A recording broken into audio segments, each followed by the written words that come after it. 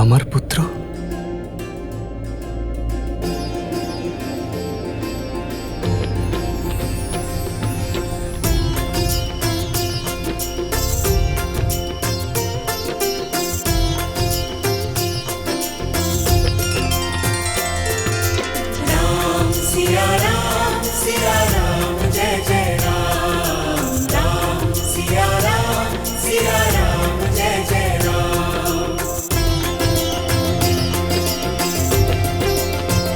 পিতা, मंगल भवन मंगल हारी द्रवहु सुदशरथ আমার পুত্র। अजहारी सीताराम चरित अति पावन मधुर सरस अरु अति मन भावन। আমাদের আলিঙ্গন করবেন না? আশীর্বাদ দেবেন না পিতা?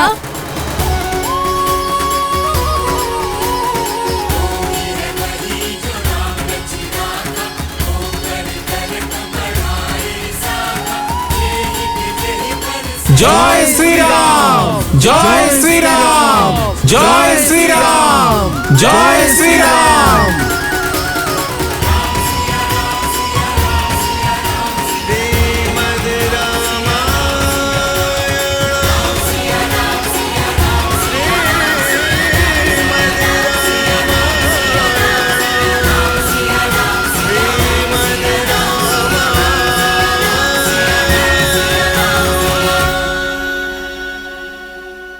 কেন চিনতে পারলাম না আমি? কি করে চিনলাম না আমার রঘুকুলের বংশধরদের? কি করে আমার এই অংশকে চিনতে পারলাম না? যখনই তোমাদের দেখেছি তখনই বড় আপন মনে হয়েছে, মনে মোহ উৎপন্ন হয়েছে, চিত্ত প্রফুল্লিত হয়েছে।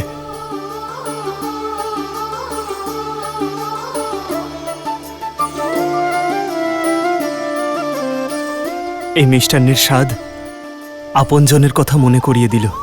মনে হলো যেন আমি এর স্বাদ আগেও পেয়েছি, কিন্তু মনের কথা মুখে আসতে পারিনি। কিন্তু তোমরা তো সত্য জানতে, তাহলে আমাকে কেন সত্য বলনি? আমি আমারই পুত্রদের আঘাত করছিলাম, রাজধর্ম পালনের জন্য পিতা ধর্মের অবজ্ঞা করছিলাম। রাজ্যের ভার সামলাতে সামলাতে আমি সন্তান সুখ থেকে বঞ্চিত হচ্ছিলাম। না, যিনি স্বয়ং ধর্মপরায়ণ, তিনি নিজের ধর্ম পালন না করে কি করে থাকবেন? আর এক রাজার ধর্ম তো সব থেকে বড়।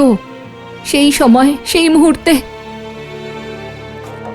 আপনি অযোধ্যাকে রক্ষা করছিলেন, আর আমরা অজ্ঞানতাবশত সেই সম্মানের পথে বাধা সৃষ্টি করছিলাম।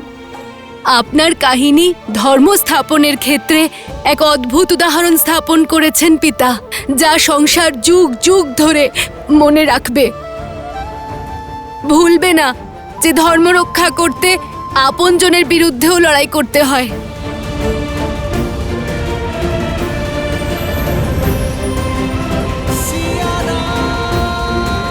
আপনার এই অঙ্গুরীয় আমাদের কাছে থেকে গেছিল, এইটার জন্যই আমরা সত্যটা জানতে পেরেছি।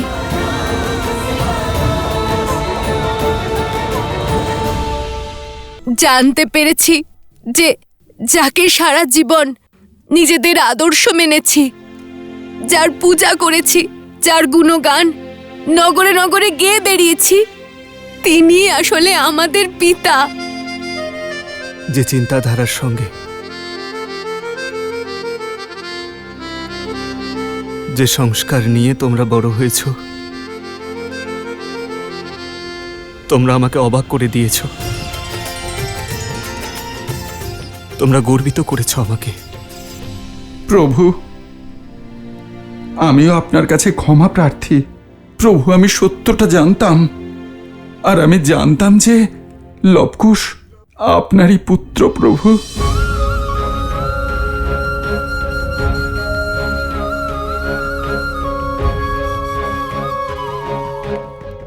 শ্রী হনুমান, যদি আপনি এই সব কিছু আগে থেকেই জানতেন তাহলে আপনি আমাদেরকে কেন বলেননি? এত সমস্যা, এত সংঘর্ষ, এই দ্বন্দ্ব, এসব কিছুই হতো না। আমি আমার ভাইপোদের ওপর কখনোই অস্ত্র তুলতাম না।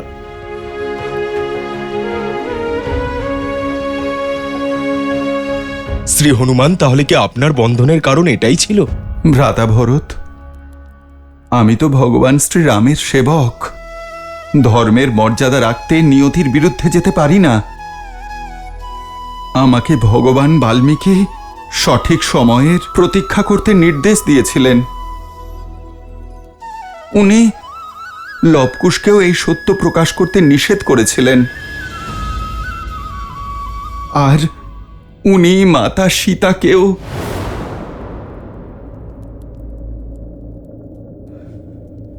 হনুমান, তুমি সীতাকে দেখেছিলে? হ্যাঁ প্রভু, মাতার সাথে সাক্ষাৎ হয়েছিল। কেমন আছে ও? নিজের প্রাণের থেকে দূরে গিয়ে উনি কেমন থাকবেন? মাতা দ্বিধাগ্রস্ত হয়ে প্রতিশ্রুতি রক্ষা করছেন।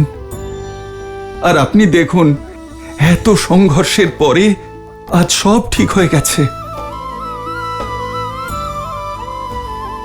আর প্রভু, রাম রাজ্যের কল্পনা সত্য হয়ে গেল। প্রভু, এবার আপনি শুধু আজ্ঞা দিন যেন আমি মাতাকে পুনরায় এই অযোধ্যায় তার নিজের বাড়িতে নিয়ে আসতে পারি। হ্যাঁ প্রভু, হ্যাঁ প্রভু, আদেশ আজ্ঞা দিন। আমরা মাতা সীতার কাছে ক্ষমা চাইব। হ্যাঁ প্রভু, মাতা সীতাকে ফিরিয়ে আনুন। হ্যাঁ জ্যেষ্ঠ পিতা, অনুমতি দিন। আজ্ঞা দাও দাদা। এত বছর ধরে যে গ্লানির বোঝা মনে চেপে রেখেছিলাম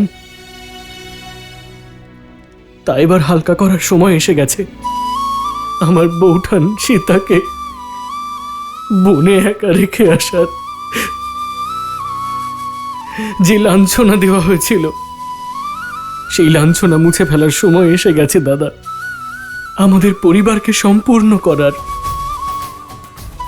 তুমি আজ্ঞা দাও দাদা। হ্যাঁ দাদা, আজ্ঞা দাও না। প্রভু, এখন শুধুমাত্র আপনার আজ্ঞার প্রতীক্ষা। তারপর মাতার এই পুত্র নিজে গিয়ে তার মাতাকে প্রভু শ্রীরামের সঙ্গে মিলনের সংবাদ দেবে। আর মাতাকে এই সংবাদ দেবে যে সারা অযোধ্যা তাঁরই প্রতীক্ষায় রয়েছে। প্রভু,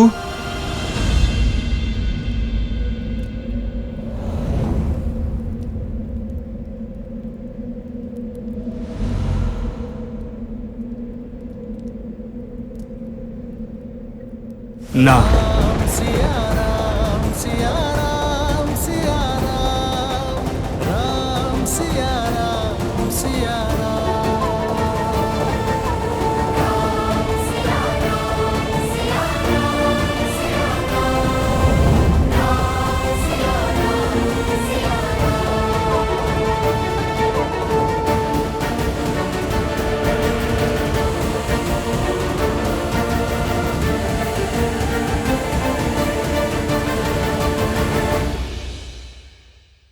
এখন তো সব ঠিক হয়ে গেছে। ভগবান বাল্মীকির আশীর্বাদও শ্রীরামের সঙ্গে রয়েছে। তা সত্ত্বেও পিতা মাতাকে এখানে আনতে চাইলেন না কেন? এত ভালো সুযোগটা হারালেন কেন? এর থেকেও শুভ সময় আর কি হতে পারে? লবকুশ, প্রভুর সিদ্ধান্তের ওপর সন্দেহ রেখো না। তিনি যা বলেন, যা করেন, তার পিছনে সর্বদাই কোনো বড় কারণ থাকে। আমাদের মহারাজকে প্রশ্ন করা উচিত, এই বিরহের বেদনার সমাপ্তি ঘটাচ্ছেন না কেন? এমন কি হয়েছে যার জন্য দাদা মাতা সীতাকে আনবেন না বলে দিয়েছেন? এখন কিসের জন্য অপেক্ষা করছে দাদা? প্রতীক্ষার তীব্র দংশন তো প্রভুই ভোগ করছেন। প্রতি মুহূর্ত মাতার স্মৃতি চারণ করছেন।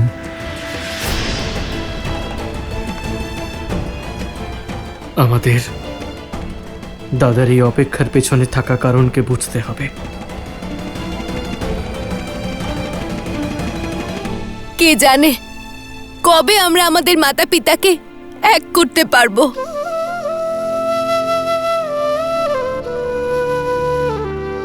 প্রভু যতক্ষণ না মনে করছেন সঠিক সময় এসেছে।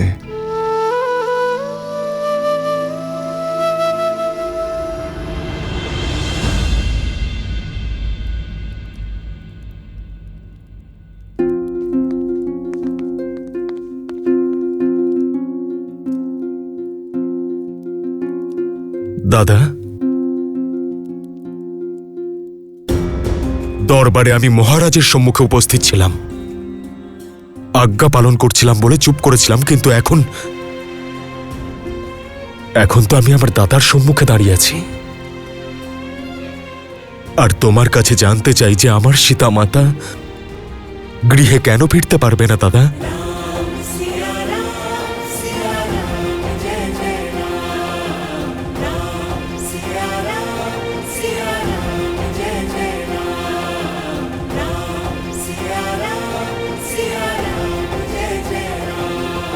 আমরা সবাই এত বছর ধরে ওনার জন্য অপেক্ষা করে আছি।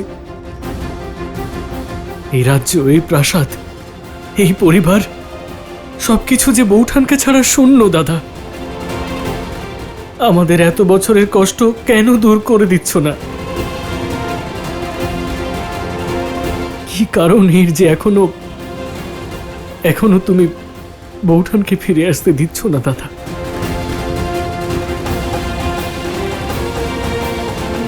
আমি তোমাদের সকলের আবেগকে সম্মান করি, সীতার প্রতি তোমাদের ভালোবাসাকেও সম্মান করি, কিন্তু আমার কথায়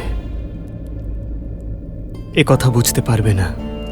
আমি প্রসন্ন এই কারণে যে আমি আর সীতা যা চাইতাম, যে রামরাজ্যের কল্পনা আমরা বাস্তবায়ন করতে চেয়েছিলাম, অযোধ্যাবাসী সেই কল্পনাকে সার্থক এবং বাস্তবায়ন দুই করেছে। আমার দৃষ্টিতে সীতা এবং আমার মিলনের জন্য আরো সময় আছে।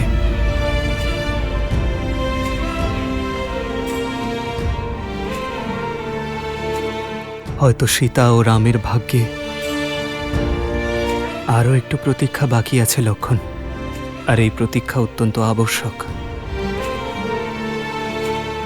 যখন সঠিক সময় আসবে তখন তোমার মনে যত প্রশ্ন আছে তার উত্তর তুমি পেয়ে যাবে লক্ষণ।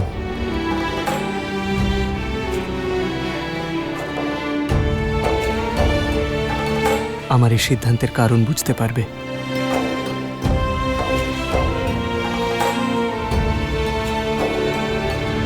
প্রভু,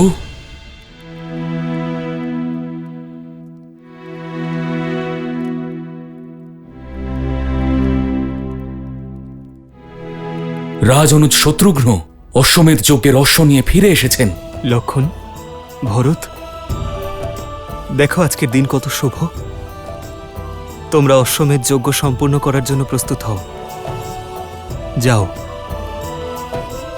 যথা আজ্ঞা দাদা।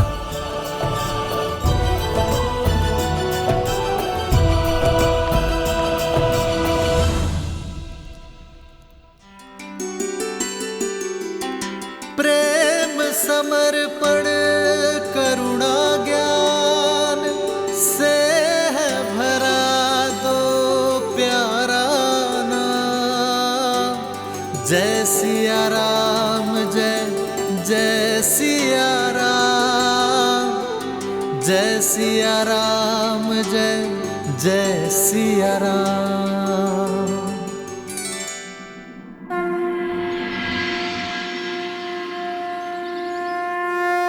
ओं अपवित्र पवित्र वांग सर्वावस्थान कतोपि वा यत्सरेत् पुण्डरीकाक्षं सवज्जाभ्यन्तर शुचि।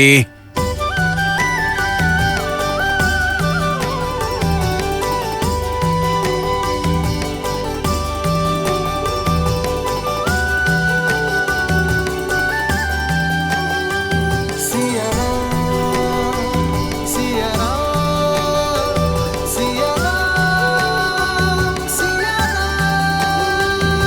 আজ এই যজ্ঞে স্বয়ং মাতা সীতা থাকতেন, কিন্তু আমাদের বুদ্ধি অশুদ্ধ হয়ে গেছিল, আমাদের বুদ্ধি, আমাদের বিচার। তাই তো এমন দিন দেখতে হচ্ছে অযোধ্যাকে। কিন্তু এখনো প্রভু মাতা সীতাকে অযোধ্যায় আনছেন না কেন? राम सिया राम, सिया राम।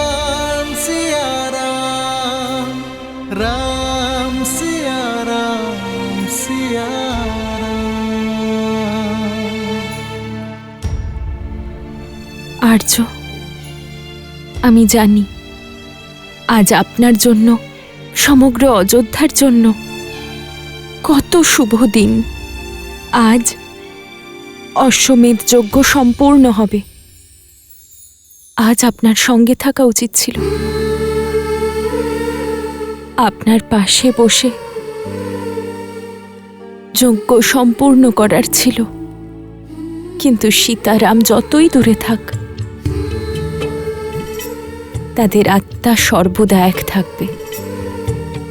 আমি আপনার কাছে নেই তো কি হয়েছে, আপনাকে স্মরণ করে আহুতি তো দিতেই পারি আর্য।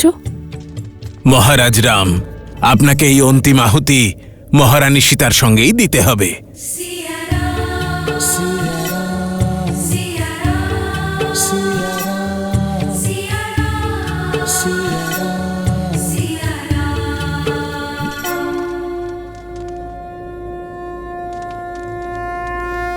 হে ব্রহ্মদেব, আজ আপনার কৃপায় সীতার এই মূর্তি মন্ত্রোচ্চারণ করেছে। এবার অশ্বমেধ যজ্ঞের এই অন্তিম আহুতিকেও ফলপ্রসূ করুন। হে ব্রহ্মদেব, যদি আমি সৎ মনে আমার পরিবার, আমার রাজ্যের ভালো চেয়ে থাকি, তাহলে আজ অশ্বমেধ যজ্ঞ সম্পন্ন হতে যেন কোনো বাধা না আসে।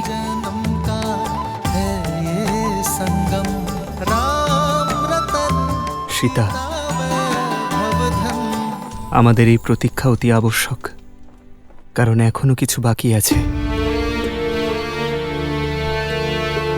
এই শান্তি, এই শুদ্ধতা মনে সন্দেহ উৎপন্ন করছে সীতা।